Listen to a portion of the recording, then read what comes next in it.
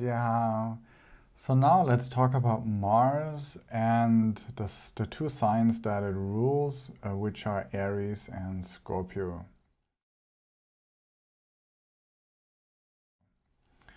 Mars is about pursuing what's in our mind and getting it done. So we have a thought. That thought kind of gets a bit strong as a desire, but when it then comes to turning into a burning need, then we use our Mars and we go after it, right? That's why Mars is our hunger, because when we are hungry, that is such an intense desire that we just need to eat now and we get something to eat, right? So we have a need, but when it comes to the point that it intensifies, so that we really need to act upon that need, that's what Mars is all about, right? This is really the most simple way of looking at Mars. Now, if we want to see if a person is able to act upon their needs in the way so that they can actually fulfill them, we analyze Mars. And if Mars is afflicted, then a person, they cannot really go after their needs without creating a lot of problems, right? They, when we cannot, get our needs met, right? Even though we try really hard, then we get frustrated, right? We get frustrated with ourselves, with other people, and that's what happens when Mars is afflicted. The signs of Mars are also contributing to your ability to go after and get what you want, okay? And many times you will actually find that the people come to an astrologer, they have afflicted Mars, or the signs of Mars are afflicted. And the reason is because someone or other, they just can't see that they can never be successful in whatever it is that they want to achieve, right? Someone or other, they feel powerless, they feel blocked, and they just, think like, wow, I've tried and, it didn't work, and I'm so frustrated, I'm so angry, it didn't work, and so now they sort of stopped. And then they come to the astrologer, and someone or other, they hope that the astrologer is going to give them some good news, right? And that somehow or another, sort of, the astrologer can do some magic and, predict when, miraculously everything is now going to happen for them, right?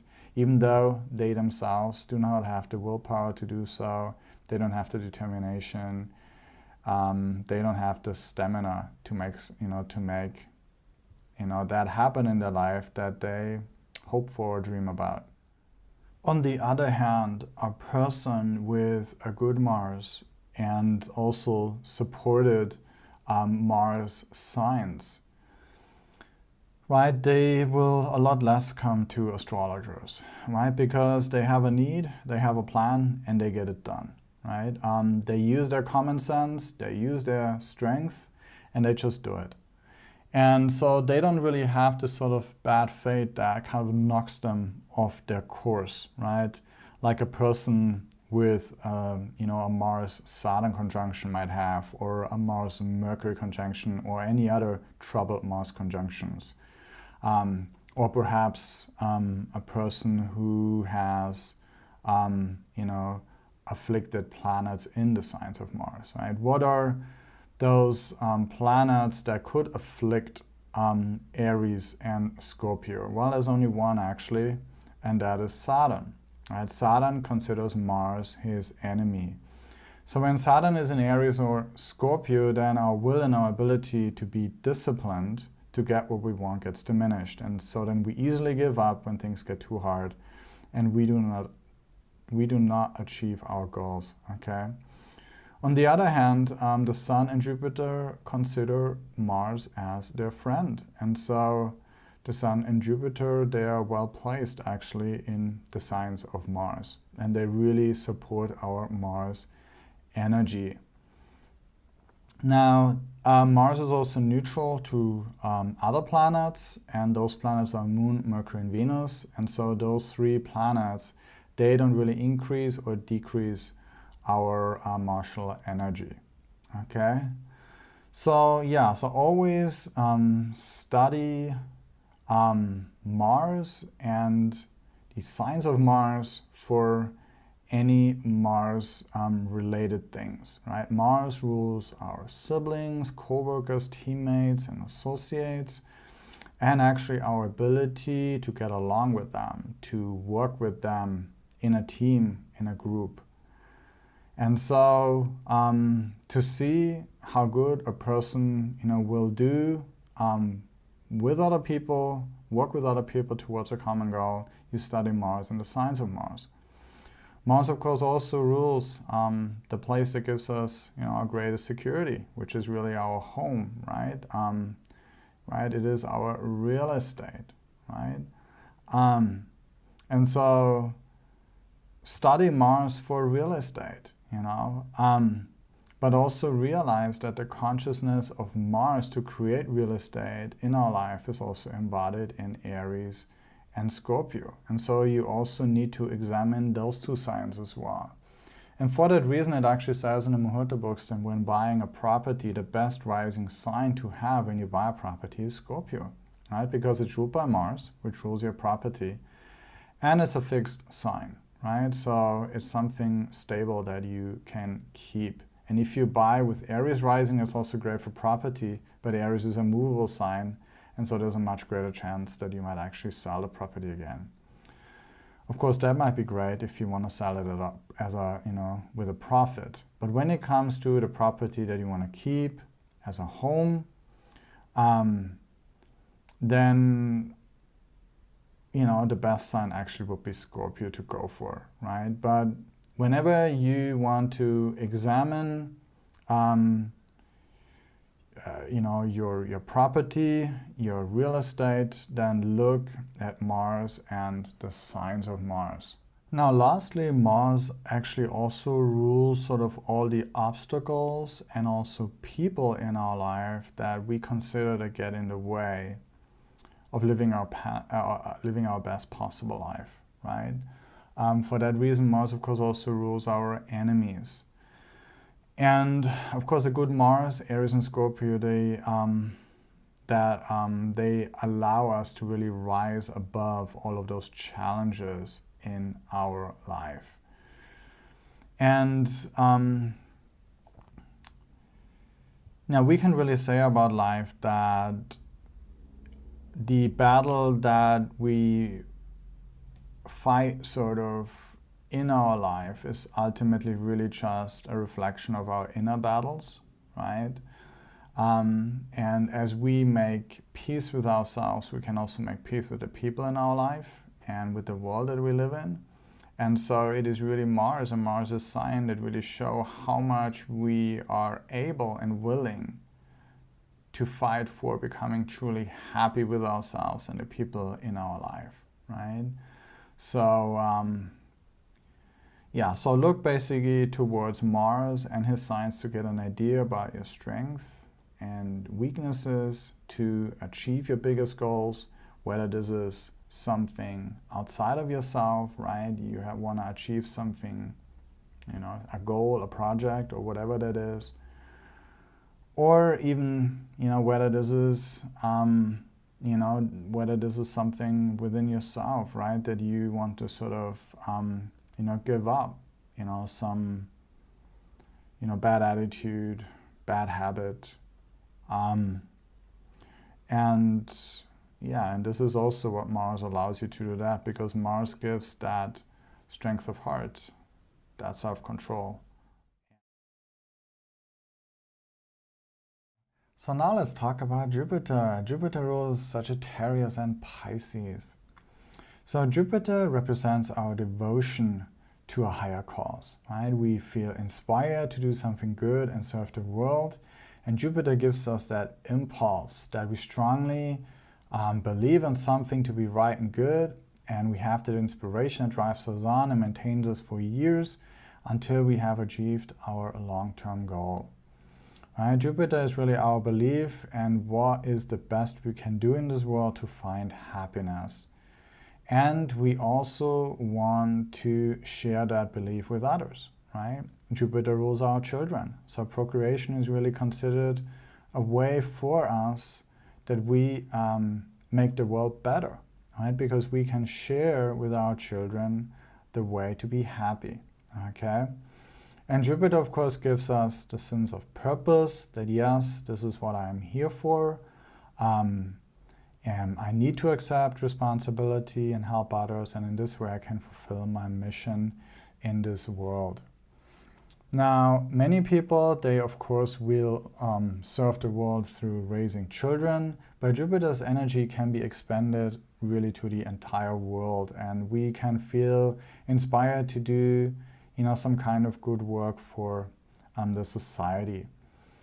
And how much meaning and joy we can find in our work, or in raising children, that is really shown by Jupiter and Jupiter signs. So if Jupiter signs are afflicted, then, hey, children will be a much bigger headache, right? There will be a greater burden than we expected, right? We might think, oh, my Jupiter is so great, right? I'm gonna be so happy with my children, right? But then somehow or another, it turns out the opposite. Why? Well, because we didn't look at the signs of Jupiter, right? Which might be badly afflicted. Maybe there's Saturn, Mars, and Rahu in Sagittarius or in Pisces, And then all of a sudden, you are raising a Saturn, Mars, Rahu kid. And you got your hands full, okay? So look at the signs of Jupiter, and the planets in there to see how your children will be and how raising your children will be like, right? So always study the signs of Jupiter in conjunction with actually Jupiter. So therefore, study Jupiter and Jupiter's signs to see how your children will be, how you are gonna raise your children, right? How much of your good inspirations, of your good deeds, your generosity is motivating you to have children, to raise your children, right? If there's good and happy planets in the signs of Jupiter, then yes, all those positive ideas and inspirations, they will create and raise children that will give you a lot of joy, right? But if there's troubled planets in those signs, then the things that you create coming from those signs will be greater burden in your life, right? Jupiter is the heaviest of planets, and he will give us certainly great responsibilities in life. But whether we perceive something as a burden or accept our responsibilities joyfully with a sense of purpose and optimism, that is shown by the signs of Jupiter. So the planets that Jupiter is a friend to are, of course, best in those signs of Jupiter. Jupiter is a friend to the Sun and Mars. So the Sun and Mars are really the ideal planets in the signs of Jupiter. They help a person follow their inspirations to do good things and to be happy with their creations, right? Venus is exalted in Pisces. And that will, of course, also dramatically increase, a person's desire to be of service to others. And through that, a person, of course, will have a lot of happiness with what he considers as their purpose of life, okay? Now, Jupiter is neutral to the Moon, Mercury, Venus, and Saturn, right? Jupiter is actually considered the guru, and who is the spiritual master of the heavens, and so no planet actually sees him as an enemy. And so planets in Jupiter signs, they're either naturally friendly or neutral, right? And this is of course also reflected in the idea that when we follow our inspirations to do good things, that it is sort of never a bad thing, right? Sometimes, of course, we come up with the wrong conclusions of how to become happy and how to best serve the world. And the reason can be because Mercury is actually considered debilitated in the first half of Pisces. But other than Mercury, in the first half of Pisces, all the other planets, they are either neutral or in a friendly dignity in the signs of Jupiter, and they are actually well placed in those signs. Okay. Now, when it comes to any Jupiter things, that includes your money. Study Jupiter and the Jupiter signs, right? Because the Jupiter quality is also in his signs. And so everything that you know about the planet Jupiter, you can apply this to the signs of Jupiter, right? So let's say a person has Jupiter in the first house. Then you know that, hey, this person has, Jupiterian qualities as part of their personality, right? They have Jupiterian qualities also as part of their body structure and their career, right? However, if a person has their ascendant in Sagittarius or Pisces, which is also ruled by Jupiter, then we might actually get sort of a similar picture of that person. It might be a little bit watered down, but it is quite similar, okay? So whatever planet rules your ascendant, the planet is going to be a big part of who you are. And that is why, of course, also the ascendant lord therefore becomes very important.